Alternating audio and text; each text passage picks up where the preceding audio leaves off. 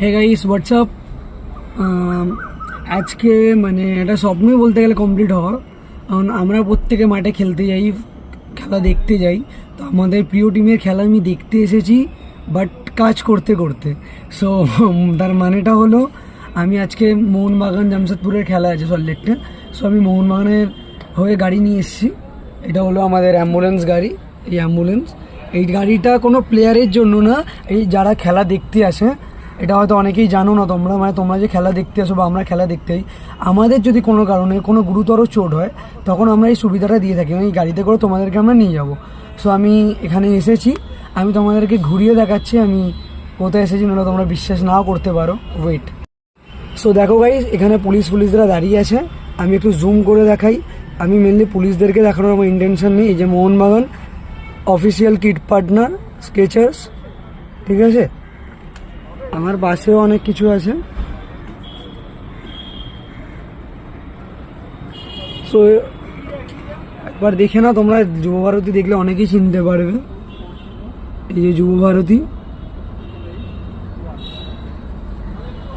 So এখানে এখন সবে এসেছি, এখন আমার কাট পা বাকি আছে।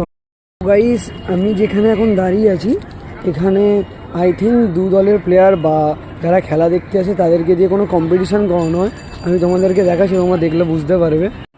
সো দেখো এই জায়গাটা মানে ক্যামেরাম্যান সেট আপ করে নিচ্ছে না, মাঠের মতো পুরো করে রেখেছে।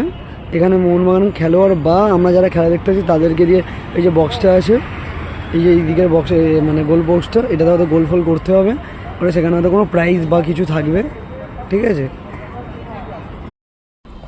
এখানে আসার আগে ভেবেছিলাম যে আমি মানে আমাদের মোহনবাগানের সব বড় বড় তারকাদের সাথে একবার দেখা করতে পারবো, কারণ এখন আমরা এসে গেছি, টাইম হলো তো আপনার 4:18। আমি 4টের সময় ডট 4টেয় ঢুকেছি।